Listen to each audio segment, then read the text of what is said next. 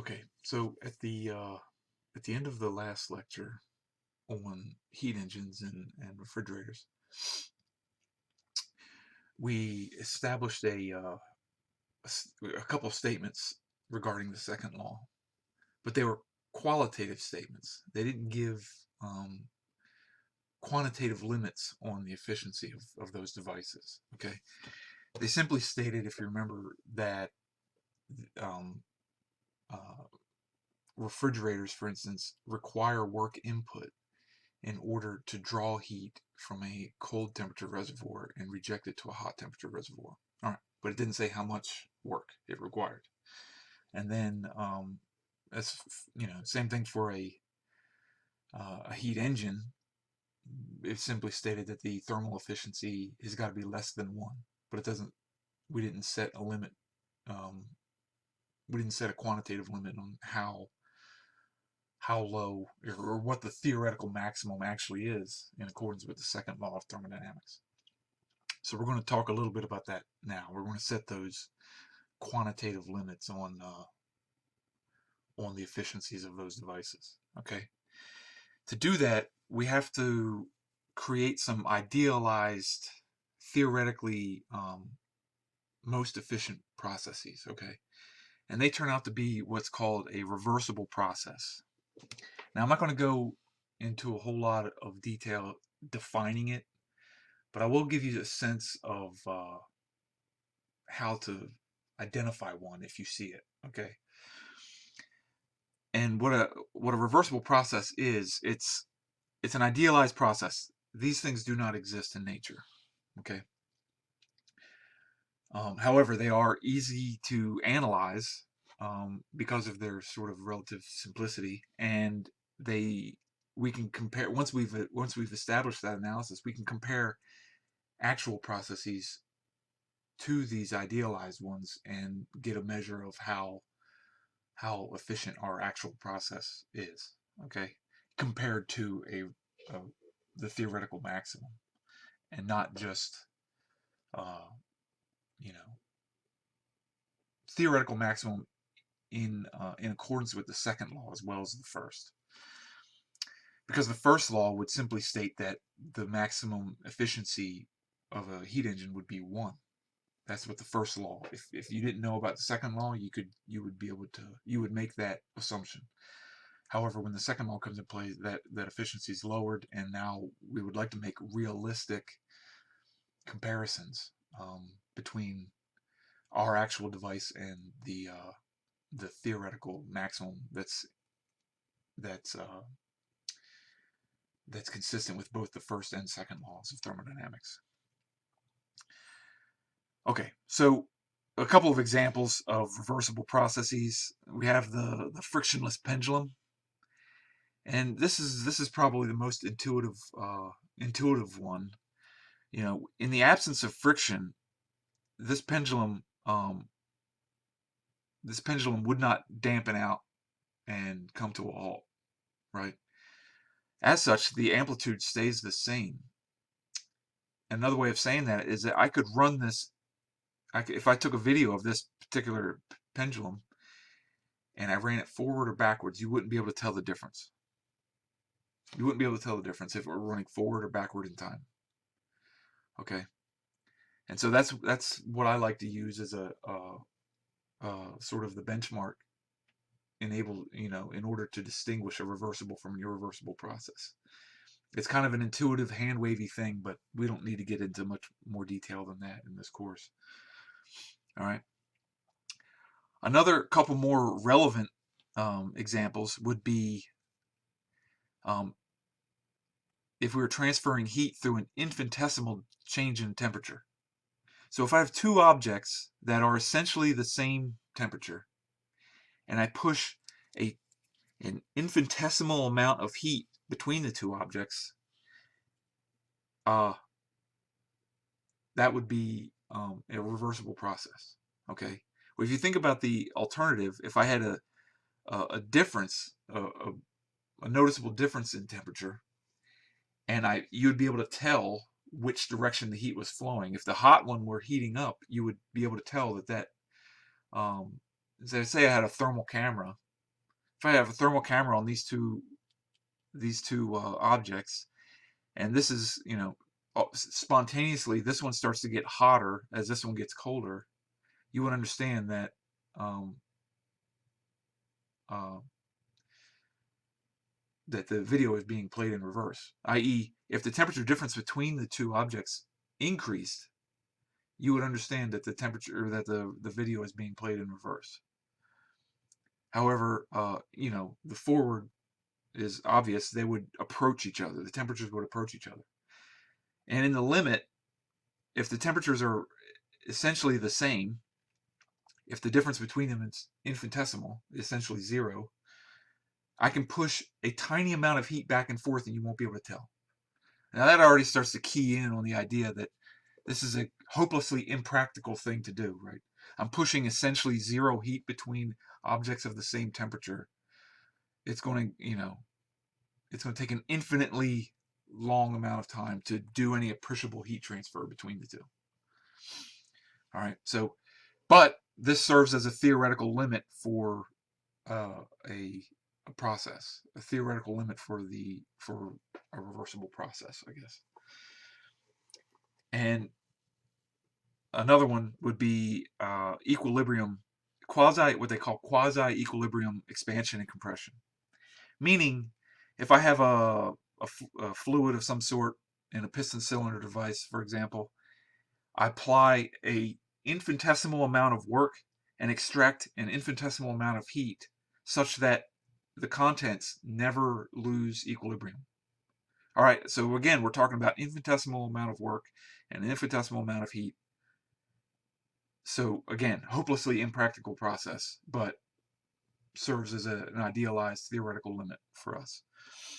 And likewise, if the reverse were true, you know, I could extract an infinitesimal amount of work by providing an infinitesimal amount of heat. All right, so these are reversible processes. Okay. Now,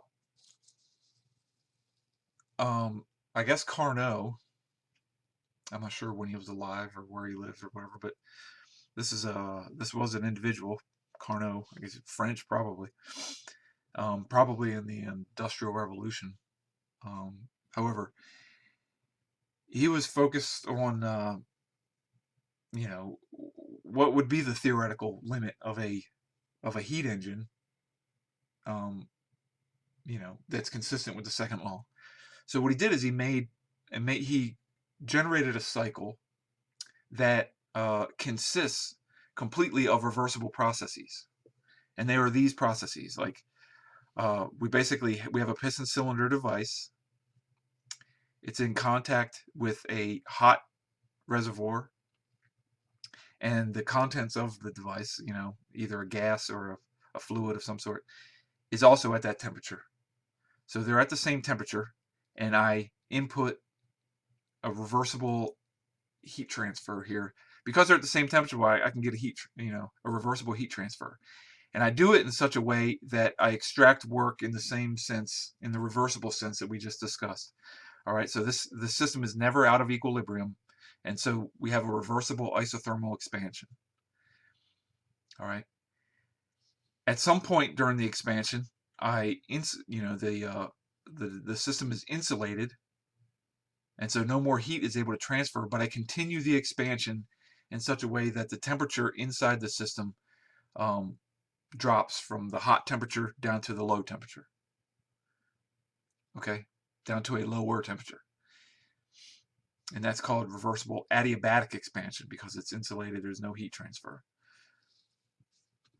Now, once I've fully expanded both isothermally and adiabatically, I have this, you know, large volume. It's at the TL, or it's at the low temperature. I put it in contact with the reservoir at the low temperature, and then extract heat as I input work in a reversible sense.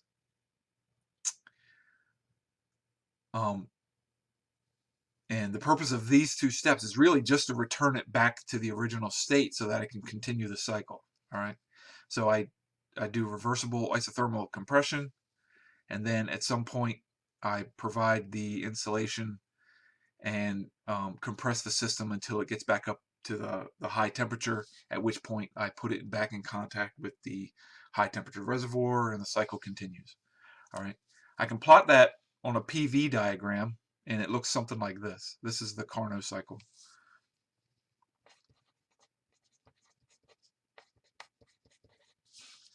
And so it has all the you know, the relevant parameters of a heat engine. You know, it's taking in heat at a high temperature, rejecting heat at a low temperature, and as a result, I extract a net amount of work. Okay, but it would look something like this. So the net work would be the area between the area of this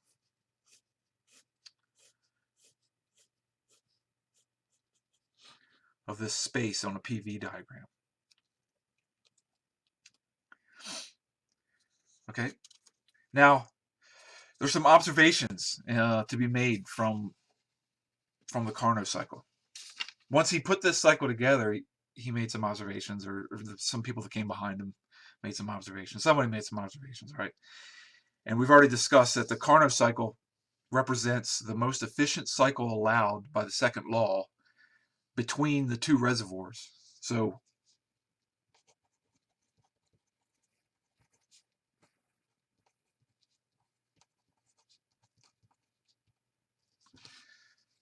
if I have two reservoirs, if I have a reservoir at a high temperature and a low temperature, I put a heat engine between those two reservoirs.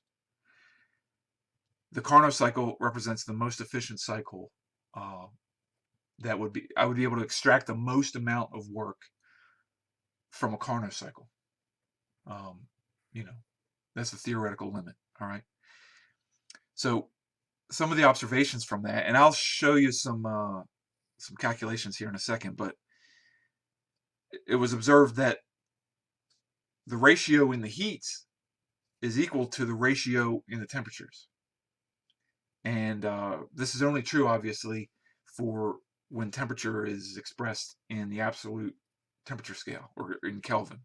So if the temperature is represented in Kelvin, then this ratio is equal to the ratio in temperatures. So the ratio in heat equals the ratio in temperatures. And if you remember back in the previous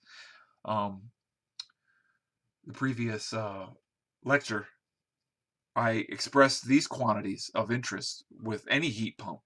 So any heat engine would be would have a thermal efficiency. But if it's a reversible heat engine, then so any heat engine can express its thermal efficiency in this sense, in this way: 1 minus the ratio of the heat transferred, heat rejected, divided by the heat input at the high temperature. So QL over QH, right? However, we just discussed for a reversible heat pump, I can express that in terms of the temperatures. So for a reversible heat pump, all I need to know is the temperatures, and I would be able to establish the thermal efficiency. I.e., this is the comparison by which other real heat pumps can be compared, right?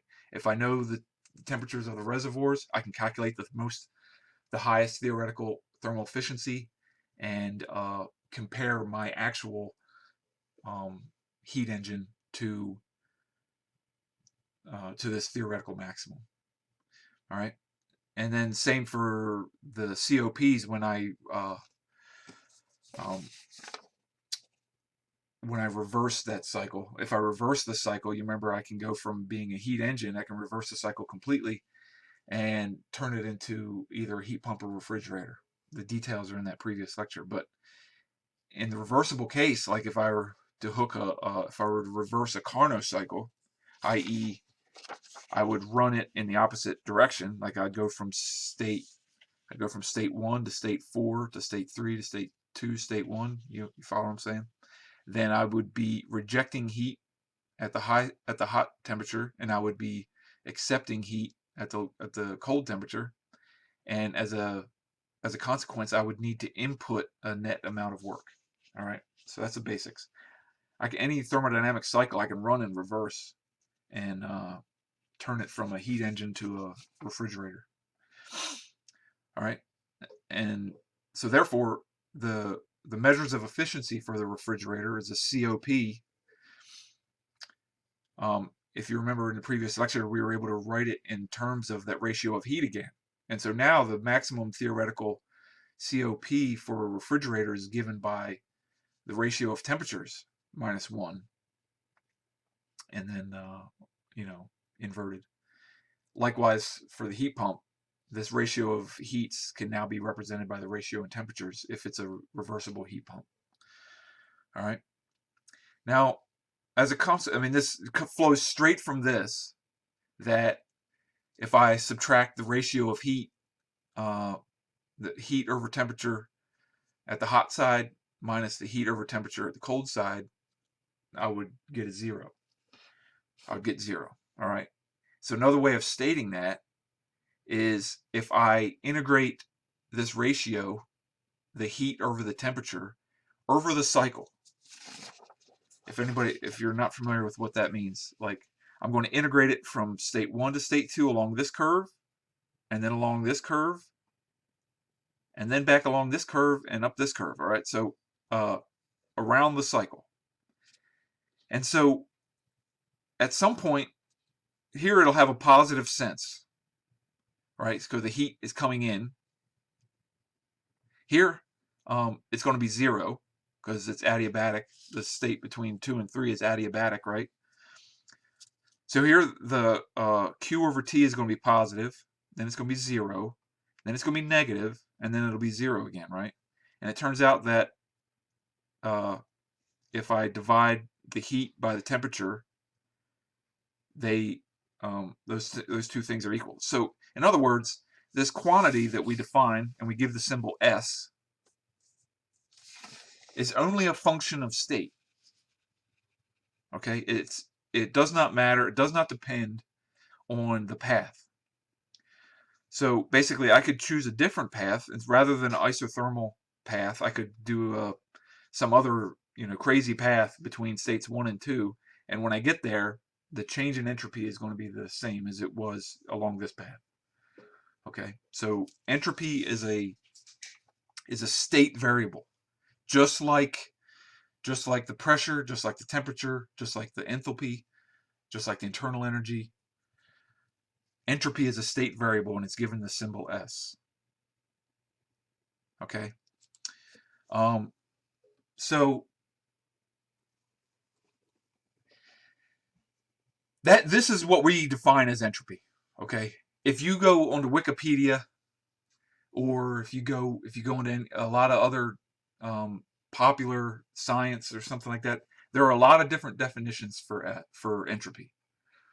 Okay, we are interested in entropy in the context of heat engines and refrigerators and thermodynamic cycles. Okay, so there are several different definitions, and so what's a pretty serious sense of or cause for confusion is they all have the same name. They call it all entropy, and it's defined different ways, and reconciling those differences can be kind of a headache, right? Like it's a source of confusion. For our purposes, this is what we mean by entropy. It's a state variable, just like energy. The big difference is it's not conserved. It's not a conserved quantity.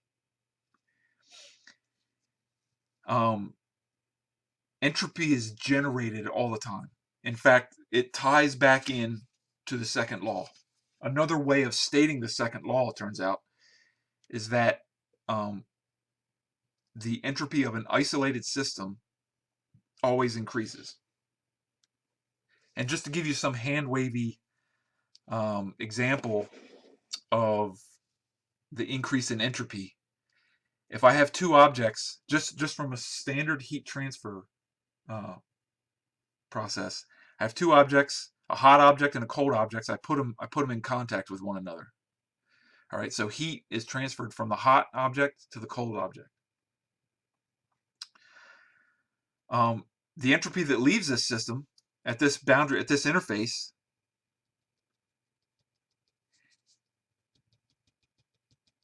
it leaves at at TH, right, at the hot temperature. So a certain amount of entropy leaves the hot object, and it's related to the heat divided by the high temperature. And then a certain amount of entropy enters the cold object. And so what enters is the heat divided by the cold temperature. And you can tell, just because I'm dividing by different values, the amount of entropy that left the hot object is less than the amount of entropy that entered the cold object. And so we define this term, the generation, the entropy generation. And in this particular case, it's equal to the entropy that left, or I'm sorry, the entropy that entered the cold object minus the entropy that left the hot object. All right.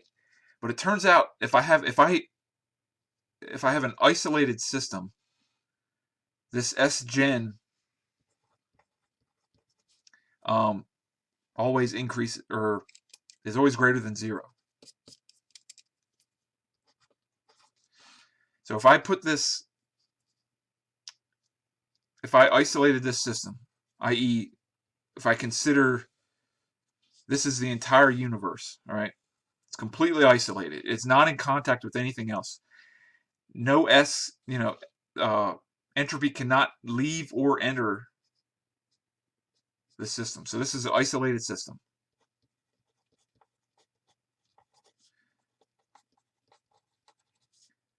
All right. Inside of it, these two are not isolated because they're in contact with one another, right? So this is a completely isolated system. It's not in contact. No energy is able to cross the boundary. It's completely detached from the rest of the universe, I suppose. Or you could even take it to be a model of the entire universe. Then entropy of an isolated system is always going to be increasing because of the fact that this S generation term is always greater than 0, right? In this particular case, it'll reach some maximum. So greater than or equal to 0, I suppose. At some point, TH will equal TL, and heat will stop flowing, and the entropy would have reached a maximum. And that is what is a measure of, say, equilibrium. So another way of saying, another way of stating the second law would be that things proceed towards equilibrium. So we have the statements that we just made that were very specific to heat pumps and heat engines, namely that heat engines cannot have an efficiency of 1. We said the heat pumps require work in order to operate. And now we've said that we've defined this term entropy that's related to those two facts, and the simple statement that the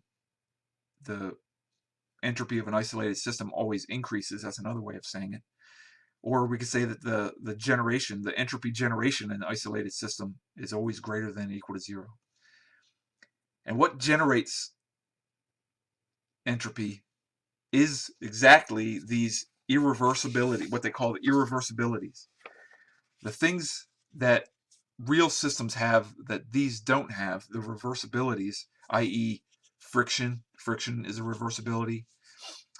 Temperature transfer through a finite temperature difference is a reversibility. Expansion and compression that is not in quasi-equilibrium is a reversibility. And all those things generate entropy. So another way of stating the same thing is that the entropy generation is always greater than 0. It's not going to be crucial that you understand that. I'm just trying to plant the seeds, maybe make you a little curious, something like that. Because this is an enormous subject, and I'm just kind of introducing it gently here. All right, we're going to put it to use here in a second, but for now, just understand that entropy is a thing. The primary thing you need to understand is that it's a state variable, and so I can use it as an independent intrinsic property of my fluid that I'm playing with, okay?